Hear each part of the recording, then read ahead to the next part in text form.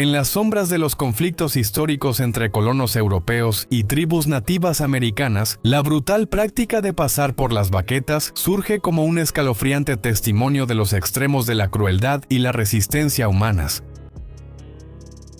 Este ensayo profundiza en las experiencias desgarradoras de individuos, a menudo colonos, capturados durante tiempos de guerra, quienes fueron obligados a pasar por una peligrosa carrera de baquetas, enfrentándose a una lluvia de tormentos físicos y psicológicos.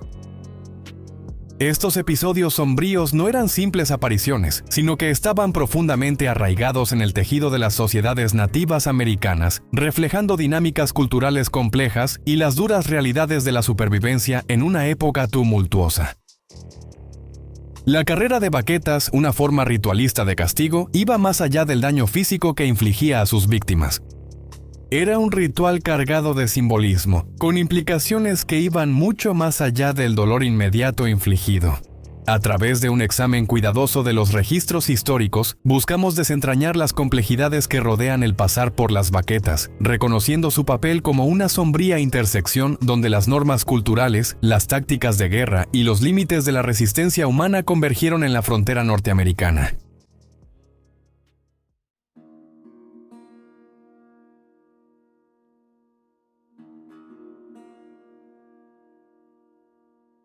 El término pasar por las baquetas está históricamente asociado con el concepto fundamental de someter a un individuo condenado.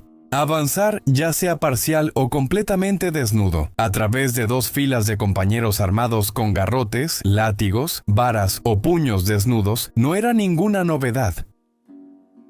Esta práctica punitiva tenía sus raíces en las disciplinas militares de los antiguos ejércitos griegos y romanos, y más tarde se trasladó a diversas entidades y academias militares europeas. El término gauntlet, aunque suena parecido a la palabra francesa para un guante militar blindado o robusto, tiene un origen diferente. Su etimología se remonta a las palabras suecas que significan un carril o recorrido para correr, encapsulando la esencia de un gauntlet. Dentro de los marcos militares europeos, la carrera de baquetas se consideraba una forma de represalia menos degradante, ya que le daba al infractor la oportunidad de soportar el castigo entre sus compañeros sin estar atado ni sujeto a un poste para ser azotado. Aunque la aplicación de golpes excesivos podía provocar una fatalidad, la carrera de baquetas no era necesariamente un preludio a la ejecución. Las instituciones militares también adoptaron la carrera de baquetas como una medida punitiva o como iniciación dentro de los rituales de novatadas. En 1637, los cautivos iroqueses se vieron atrapados en rituales de tormento que resonaban a lo largo de la costa atlántica de Norteamérica. Cuando los grupos de merodeadores regresaban a sus aldeas, los cautivos eran obligados rutinariamente a atravesar el guantelete. La ferocidad de la prueba fluctuaba en función de los objetivos de los captores. Cuando la intención se inclinaba hacia la adopción de los prisioneros, el guantelete se transformaba en un rito de iniciación, que simbólicamente borraba la identidad anterior de los cautivos y los integraba a un clan adoptivo. Por el contrario, en otras situaciones, el guantelete facilitaba la participación colectiva en el ritual de venganza. Tanto los verdugos como los atormentados eran conscientes de sus respectivos roles, y ambas partes estaban obligadas a demostrar dominio sobre la volátil interacción entre las emociones y la razón. El guantelete, una práctica utilizada de manera única por los nativos americanos de los bosques orientales, servía como un crisol para evaluar la fortaleza de sus cautivos. Atrapados en esta prueba, los prisioneros se veían obligados a atravesar el espacio entre dos filas convergentes de nativos, cada uno armado con un amenazante arsenal de palos, garrotes o piedras lanzadas. La conducta de los cautivos durante esta angustiante carrera por el guantelete se convertía en objeto de un minucioso escrutinio, una prueba decisiva de su resistencia y valor. Aquellos que flaqueaban acobardándose ante la inminente embestida eran considerados indignos de ser adoptados y en ocasiones corrían esa suerte a manos de sus captores. Los detalles de la costumbre variaban entre estas tribus de los bosques orientales, cada una impregnando el ritual con su propia esencia única. A medida que se desarrollaba la prueba, prevalecía un preludio común. A los cautivos rutinariamente se les despojaba de sus prendas, dejándolos sin siquiera la escasa protección que ofrecía la ropa o el calzado. Los cautivos emprendían esta odisea, expuestos y vulnerables. Sus cuerpos desnudos quedaban al descubierto ante el implacable asalto de la prueba. La variabilidad se manifestaba en el trato a las extremidades de los cautivos, que a veces eran atadas, dejándolos a merced de sus verdugos. Mientras que en otras ocasiones se les concedía una libertad precaria, permitiéndoles defender sus manos y sus rostros. La dicotomía entre la restricción y la libertad subrayaba las dimensiones psicológicas y físicas del castigo de correr el guante, una danza siniestra de supervivencia. Algunos no conseguían pasar por el castigo de correr el guante, ya que sucumbían ante el suelo implacable bajo sus pies. La consecuencia fue rápida y brutal. Las golpizas llovían sobre ellos hasta que encontraban la fuerza para levantarse de nuevo, o en un giro cruel del destino, eran enviados de regreso al punto de inicio, obligados a comenzar el arduo viaje otra vez. Para algunos, el viaje resultó insuperable, sellando su destino en las garras de la muerte, sus cuerpos marcados por huesos rotos y laceraciones sangrientas. Los cráneos no se salvaron de la brutalidad de ser abiertos a golpes. Sin embargo, la paradoja surgió tras la perseverancia. Aquellos que desafiaron las probabilidades y salieron triunfantes encontraron un giro inesperado en su narrativa. Los mismos nativos que habían orquestado el castigo de correr el guante ahora se convirtieron en cuidadores, extendiendo una mano a quienes demostraron una resistencia o destreza excepcional. Este nuevo reconocimiento podía llevar a la adopción en la tribu, un extraño giro del destino que convertía a un adversario en familia, o un destino más siniestro esperaba, la esclavitud.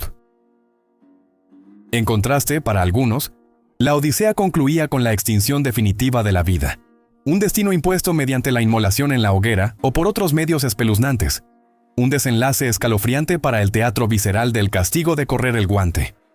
Ha habido numerosos casos de personas famosas que sobrevivieron a su paso por el castigo de correr el guante.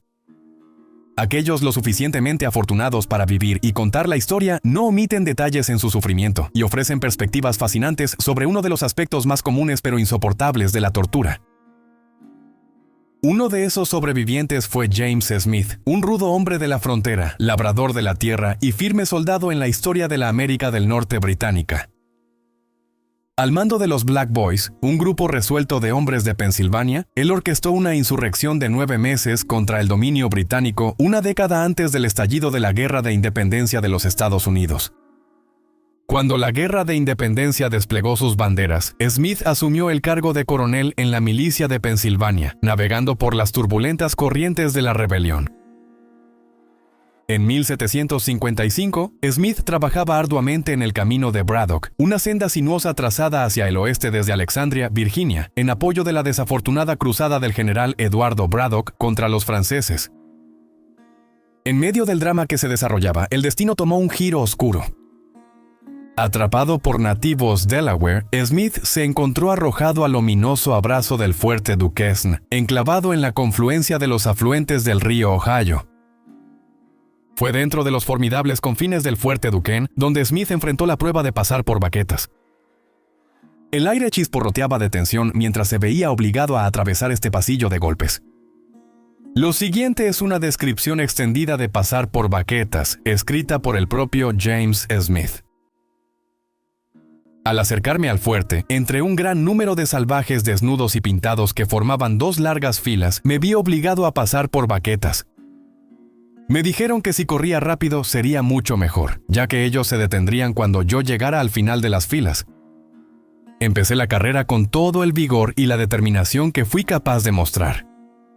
Cuando llegué cerca del final de las filas, me tiraron al suelo con un palo o con el mango de un tomahawk. Al recobrar el sentido, intenté reanudar la carrera, pero al levantarme alguien me arrojó arena en los ojos, lo que me cegó y no pude ver hacia dónde correr. Continuaron golpeándome hasta que quedé insensible, pero antes de perder el conocimiento, recuerdo que deseaba que dieran el golpe final, porque pensé que tenían la intención de matarme y que estaban tardando demasiado en hacerlo. Me enviaron al hospital y fui atendido cuidadosamente por un doctor francés y me recuperé más rápido de lo que esperaba.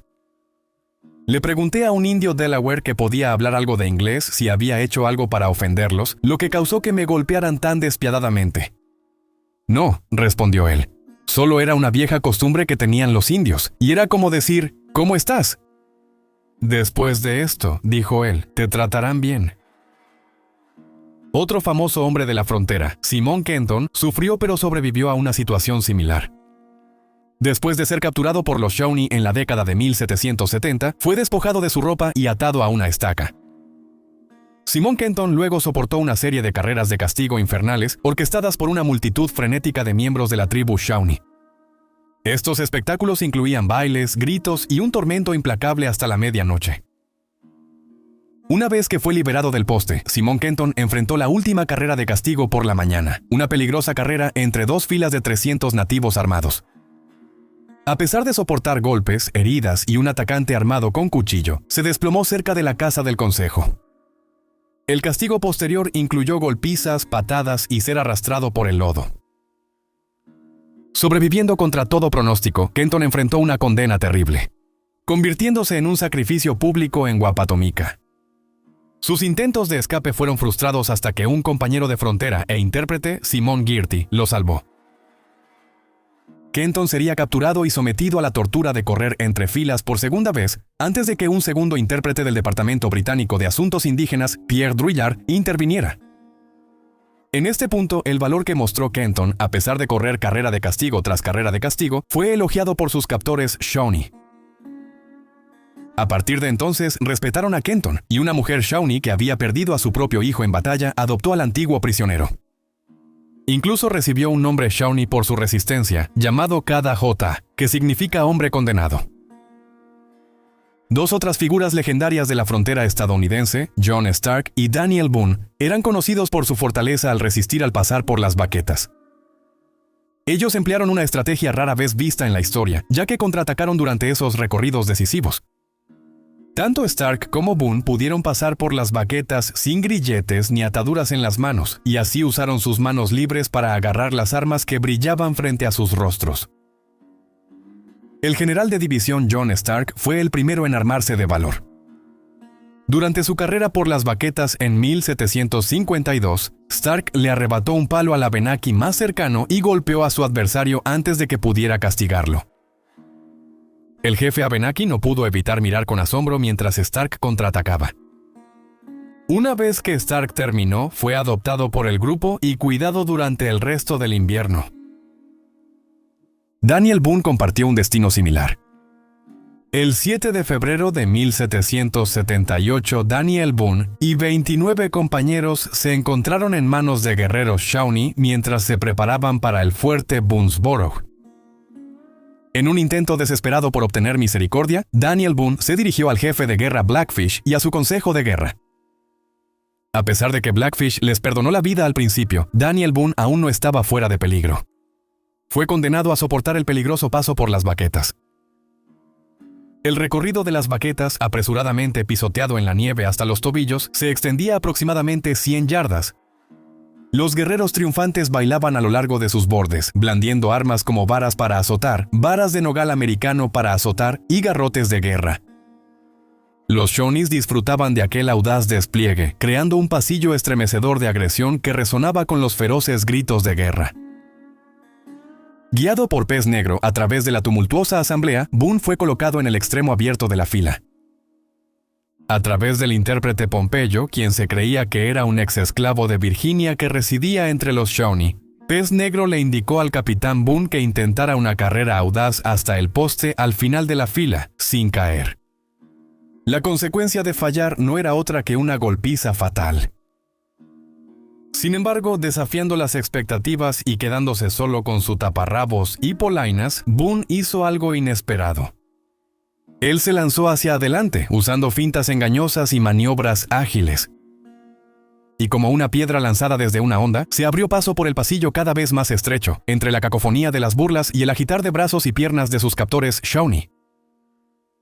Ignorando el dolor de su cuello desgarrado y su espalda sangrante, Boone siguió adelante hasta que vio un obstáculo formidable, una figura ancha y baja, grasienta y amenazante, bloqueando el final del camino.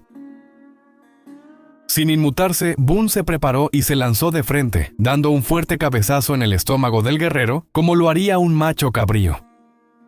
Cuando superó el obstáculo, alcanzó el poste y se puso a salvo.